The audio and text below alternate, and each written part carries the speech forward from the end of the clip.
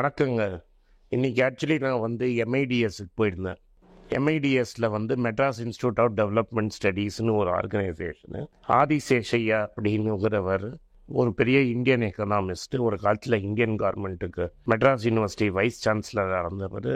பெரிய organisation filter, institution filter. அவரோட வீட்டை அவர் அடையாறில் இருக்கிற அவர் வீட்டை தானமாக கொடுத்து எம்ஐடிஎஸ் அப்படின்னு ஒரு ரிசர்ச் இன்ஸ்டியூட் செட் பண்ணார். இதுக்கு தமிழ்நாடு கவர்மெண்ட்டும் ஸ்டேட் கவர்மெண்ட்டும் ஃபண்டு பண்ணுறாங்க. 50 வருஷத்துக்கு மேலே இந்த இன்ஸ்டியூஷன் சக்ஸஸ்ஃபுல்லாக நடக்கிறது. இதில் ரிசர்ச் ஸ்காலர்ஸ் இவங்கெல்லாம் எக்கானமியை ஸ்டடி பண்ணுவாங்க. நான் இன்னைக்கு எம்ஐடிஎஸ் எதுக்காக போயிருந்தேன்னா, அங்கே அரவிந்த் சுப்பிரமணியம் அப்படின்னு ஃபார்மர் சீஃப் எக்கனாமிக் அட்வைசர் ஒரு டாக் கொடுக்க வந்திருந்தார். அந்த டாக்கை கேட்கறதுக்காக நான் போயிருந்தேன். ஜிஎஸ்டியை பற்றி அந்த பேச்சு அவர் பேசினார். 7 வருஷம் ஆயிடுச்சு ஜிஎஸ்டி. இந்த 7 வருஷம் ஜிஎஸ்டியில் என்ன கிடைச்சது என்ன கிடைக்கல அப்படிங்கிறது தான் இந்த டாபிக். அவர் என்ன ஆர்கியூ பண்ணுறாருன்னா, ரேட் கட் பண்ணதுனால நிறைய ரேட்டெல்லாம் குறைச்சதுனால ஜிஎஸ்டி கலெக்ஷன் சரிஞ்சுது. அதெல்லாம் சரியல் போய் இப்போ தான் ஜிஎஸ்டி நார்மலாக கரெக்ஷனுக்கு வந்திருக்கு. நீங்கள் டெய்லி பேப்பரில் பார்க்குற ரேட்டு கிராஸ் கலெக்ஷன், அதை நீங்கள் சேர்த்துக்கூடாதுன்னு. இதை நான் பல தடவை நானும் ஆர்கியூ பண்ணியிருக்கேன். நெட் கலெக்ஷன்ஸ் அப்படிங்கிறது ரீஃபண்டு போன அப்புறம் கொடுத்தது. இந்த ரீஃபண்டு போக வந்ததை பார்த்தீங்கன்னா ஆக்சுவலி கிராஸுக்கும் நெட்டுக்கும் ரொம்ப பெரிய டிஃப்ரென்ஸ் இருக்குது. இந்த கிராஸ் கலெக்ஷனை ரொம்ப ஹையாக காமிச்சதுனால என்ன ஆயிடுச்சுன்னா, மக்களுக்கெல்லாம் என்ன தோணிச்சுன்னா, நிறைய பணம் கலெக்ட் பண்ணுறாங்க கவர்மெண்ட்டு, அதனால் கலெக்ஷன் ரொம்ப ஹை, ஜிஎஸ்டி ரொம்ப ஹைங்கிறதுனால இந்த மாதத்துலேருந்து ஜிஎஸ்டி ஃபிகர்ஸை நாங்கள் கொடுக்க மாட்டோம் அப்படின்னு கவர்மெண்ட் சொல்கிறது. இவரோட ஒப்பீனியன் என்ன, இது மாதிரி பண்ணக்கூடாது, கிராஸ் அண்ட் நெட் ஃபிகர்ஸ் எந்த கொடுக்கணும் அப்படிங்கிறது அவர் சொல்கிறார். கிராஸ் அண்ட் நெட் ஃபிகர்ஸ் ஏன் கொடுக்கணும்னா, நிறைய பேருக்கு எக்ஸ்போர்ட் பண்ணுறவங்க ப்ரைமர்லி அவங்க சர்வீஸ் டேக்ஸு ஜிஎஸ்டி நிறைய கட்டியிருப்பாங்க. அவங்களுக்கு ரீஃபண்ட் வரணும். அந்த ரீஃபண்டை கொடுக்கறதுல இந்த குறையிறது அப்படிங்கிறத அவர் சொல்கிறார். அவர் நான் என்ன சொல்கிறாருன்னா, இன்னொரு விஷயம், நாங்கள் சஸ்பெக்ட் பண்ண மாதிரி பூரர் ஸ்டேட்ஸுக்கு நிறைய வருது. மேனுஃபேக்சரிங் ஸ்டேட்ஸ் தமிழ்நாடு, குஜராத், மகாராஷ்டிராவை அவர் சுட்டி காட்டி சொல்கிறாரு, இவங்களுக்கு கம்மியாக வருது அப்படிங்கிறத சொன்னார். இந்த கோஆப்ரேட்டிவ் ஃபெடரலிசம்ங்கிறது இருந்ததுனால அருண்ஜேட்லினால இது நடந்தது அப்படின்னு ஒரு சொன்னார் அவர். இந்த டிபேட் முடிஞ்சோடனே அவர் பேசி முடிச்ச அப்புறம் பல பேர் கேள்வி கேட்டாங்க, நானும் கேள்வி கேட்டேன். இந்த பல பேர் கேட்ட கேள்வியில் முதல் கேள்வி எனக்கு பிடிச்சது. ஒரு 3-4 கேள்வி இருந்தது. முதல் கேள்வி நான் ஒருத்தர் கேட்டது எனக்கு பிடிச்ச கேள்வியில், நீங்கள் ஜிஎஸ்டி இவ்வளோ நல்லா பண்ணுறாங்கன்னு சொல்கிறீங்க, பட் அந்த ரிஃபார்முக்கு பண்ண மூவ்மெண்ட் எல்லாம் போயிடுச்சுங்கிறீங்க. ஜிஎஸ்டினால வெல்த்தி இன்இக்வாலிட்டி ஏறிடுச்சு. தட் இஸ், ஏழைங்கள்ட்டும் அதே டேக்ஸ் வாங்குறீங்க, பணக்காரங்கள்ட்டையும் அதே டேக்ஸ் வாங்குறீங்க. அந்த 2 டேக்ஸையும் நீங்கள் ஒரே ஆள்கிட்ட ஒரே மாதிரி டேக்ஸ் வாங்கிறதுனால இன்இக்வாலிட்டி ஜாஸ்தியாக இருக்குது. ஏழைக்கும் பணக்காரனும் இருக்கிற வித்தியாசம் பெருசாயிட்டே இருக்குது. பணக்காரங்க ஜாஸ்தி பணக்காரங்களாங்க, ஏழைங்க அப்படியே இருக்கான்னு ஒரு எக்கனாமிஸ்ட் எம்ஐடிஎஸ் கேட்டார். அதுக்கு அரவிந்த் சுப்பிரமணியம் சொன்ன பதில் என்னன்னா, ரெண்டுமே ஒன்று தான், நான் ஒத்துக்கிறேன். இந்தியாவில் ஒரு கேஷேப் ரிகவரி இருக்குது. அதுக்கு காரணம் ஜிஎஸ்டி இல்லை, நம்ம இன்கம் டேக்ஸ் ரொம்ப கம்மி. இன்கம் டேக்ஸ் கலெக்ஷன் ஜாஸ்தி பண்ணலைன்னா இந்த இன்இக்வாலிட்டி முடியாது.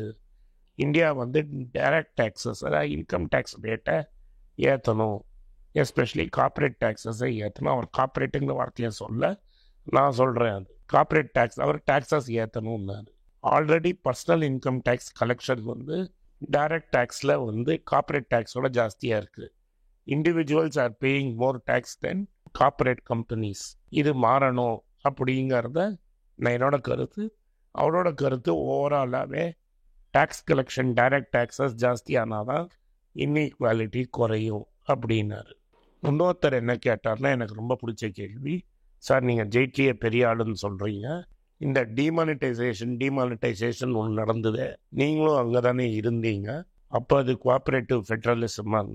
உடனே அதை பற்றி எனக்கு பேச வேண்டாம், நான் அதை பற்றி பேசலை, எனக்கு அதை பற்றி பேச வேண்டாம், ஆனால் நான் ஒத்துக்கிறேன், டிமானிட்டைசேஷனுக்கு உடனே ஜிஎஸ்டியை போட்டதுனால டபுள் ஷாக் ஆயிடுச்சு. ஸ்மால் ட்ரேடர்ஸ் ரொம்ப கஷ்டப்பட்டாங்க. அதனால பல ஸ்மால் பிஸ்னஸஸ் வைப் அவுட் ஆச்சு. நான் மானசீகமாக ஒத்துக்கிறேன்னாரு. இவர் ஒத்துனதுனால என்ன ஆக போகுது? அடிப்பட்டவனுக்கு தான் தெரியும் எவ்வளோ கஷ்டம். அந்த கோவிட் பீரியட்லேருந்து பல சிறு கம்பெனிகள் எனக்கு தெரிஞ்சு இன்னும் ரிக்கவர் ஆகல. டபுள் வேமிங்கிறத அவரே ஒத்துக்கிட்டாரு. கடனும் ஏறிச்சு அப்படிங்கிறார். ஆனால் அவர் என்ன சொல்கிறாருன்னா, அந்த சமயத்தில் கடை மூடினதுனால சென்ட்ரல் வந்து கடன் வாங்கி அந்த எக்ஸ்ட்ரா 14% நாங்கள் தரோன்னு சொன்னதை கேரண்டி பண்ண பணத்தை கொடுத்ததுனால ஸ்டேட்டுக்கு இன்னும் ரெவென்யூ வந்தது அப்படின்னு அவர் ஆர்கியூ பண்ணுறாரு. குப்பையில் விழுந்தா மீசை ஓட்டலைங்கிறார், மீசையில மண் ஓட்டலைங்கிற மாதிரி சொல்கிறாரு. பட் ஓவராலாக அவர் என்ன சொன்னார்னா, டிமானிட்டைசேஷனும் ஜிஎஸ்டியோட இம்ப்ளிமெண்டேஷனும் சின்ன சின்ன இதை தான் நாங்கள் ஆர்கியூ பண்ணிட்டு இருந்தோம். சின்ன பிஸ்னஸுக்கு பெரிய ஷாக்கு அப்படிங்கிறத நாங்கள் ஆர்கியூ பண்ணோம். இப்போ ஒத்துக்கிறேன் அப்படின்ட்டாரு.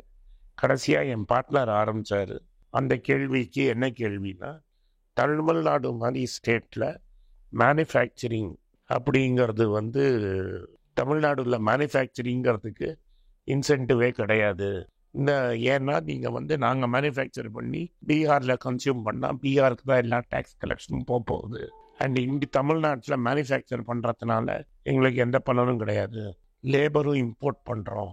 லேபர் இம்போர்ட் பண்ணுறதுனால நீங்களே சொல்கிறீங்க, இங்கே வேலை செய்கிறவன் அங்கே ரெமிட் பண்ணுறான், பணத்தை ஊருக்கு அனுப்புகிறான். கன்சம்ஷன் அங்கே நடக்கிறதுனால டேக்ஸ் அங்கே தான் ஸ்பெண்ட் ஆகுதே தவிர தமிழ்நாடு இன்சென்டிவ் கொடுத்து மேனுஃபேக்சரிங் பண்ணுறதுனால எந்த கெயினும் இல்லை அப்படின்னு சொன்னால், அதுக்கு பதிலாக நம்ம இந்தியாவில் நம்ம தமிழ்நாட்டில் வந்து ஹை அண்ட் சர்வீசஸ் பண்ணால் பெட்டர் அப்படிங்கிறத நான் ஆர்கியூ பண்ணேன். நான் என்ன சொன்னேன்னா, ஜிஎஸ்டின்னு வங்கிறதுனால தமிழ்நாட்டில் மேனுஃபேக்சரிங் பண்ணுறதுனால நம்மளுக்கு எந்த அட்வான்டேஜும் இல்லை. உடனே அவர் என்ன சொன்னார், நான் 10 ஃபேக்ட்ரிக்கு போனேன். அந்த ஃபேக்ட்ரியில் வந்து 50 பேர் தமிழ், நான் இந்திய தமிழ் இருந்தாலும் 10 பேர் தமிழ் வந்தாங்க. 2 தமிழனுக்கு தான் வந்து இதில் வேலை கிடைக்கும். ஸோ இதை வந்து நீங்கள் வந்து தமிழ்நாட்டில் வந்து பெரிய மேனுஃபேக்சரிங் பண்ண முடியாது. உடனே நான் என்ன சொன்னேன்னா அவருக்கு எக்ஸ்பிளைன் பண்ணேன். நீங்கள் ஃபோர்டு மாதிரி கம்பெனி சொல்லுங்கள், டிவிஎஸ் மோட்டார் மாதிரி கம்பெனி சொல்லுங்கள், ஓலா மாதிரி கம்பெனி சொல்லுங்கள். இதெல்லாம் பெரிய மேனுஃபேக்சரிங் பண்ணுறான்னு பேர். தட் வேல்யூ ரொம்ப ஹை, ஆனால் நம்பர் ஆஃப் ஜாப்ஸ் லெஸ்ஸு. இங்கே நீங்கள் சொல்கிற மாதிரி இம்போர்ட்டட் லேபருக்கு ஒரு பர்சன்டேஜ் 20-30% தமிழர்கள் வேலை செய்கிறாங்க. பட் இது மாதிரி மேனுஃபேக்சரிங்கிறது தமிழ்நாட்டில் கம்மி. தமிழ்நாட்டில் மேக்ஸிமம் மேனுஃபேக்சரிங் திருப்பூர், ஆம்பூர், மானியம்பாடி இது மாதிரி ப்ராடக்ட்ஸ் பண்ணி வெளிநாட்டுக்கு அனுப்புறதும் இந்தியாவிலேயே கன்சியூம் பண்ணுறது தான் பெரிய ப்ராப்ளம். உங்களோட ஜிஎஸ்டி ரெஜிம்க்கு அப்புறம் பங்களாதேஷ்லேருந்து நீங்கள் ஃப்ரீயாக இம்போர்ட் பண்ண வேற விட்டுட்டீங்க.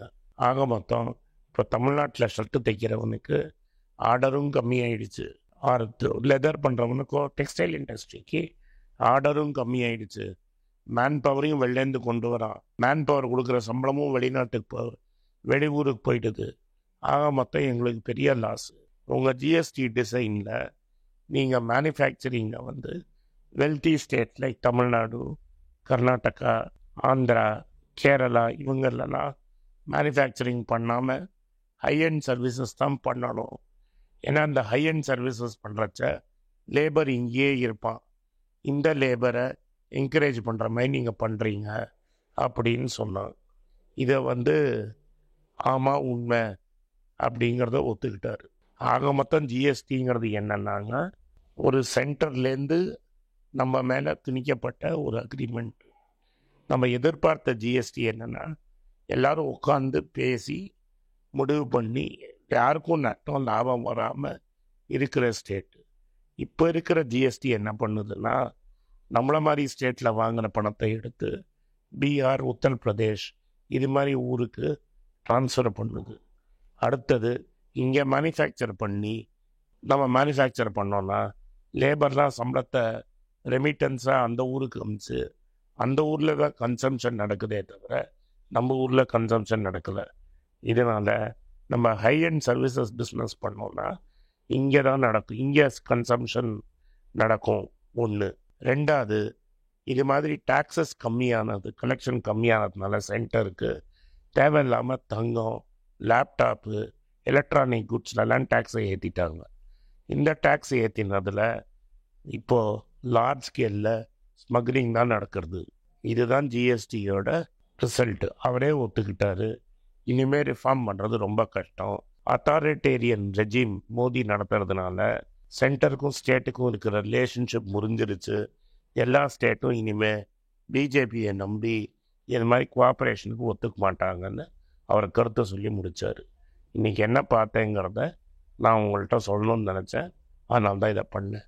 நன்றி, வணக்கம். உங்களுக்கெல்லாம் தெரியும், ரீசெண்டாக மீடியாவில் பார்த்துருப்பீங்க, ஏன்னா தமிழ்நாடு காங்கிரஸ் கமிட்டி ஊடக பிரிவு தலைவராக அப்பாயிண்ட் பண்ணியிருக்காங்க. ஸோ பொலிட்டிக்கலாக என்னோட வியூஸ் என்ன அப்படின்னு நீங்கள் ட்விட்டரில் ஃபாலோ பண்ணணும்னு நினச்சிங்க, @AnandS1967 என்னை ஃபாலோ பண்ணுங்கள். என்னோட real original ID, Twitter ID for politics அதுதான். ஸோ பாலிட்டிக்ஸ் சம்மந்தப்பட்ட என்னோட எல்லா ஒப்பீனியன்ஸ், வியூஸ் எல்லாமே அதில் வரும். அதில் ஃபாலோ பண்ணுங்கள். நன்றி, வணக்கம்.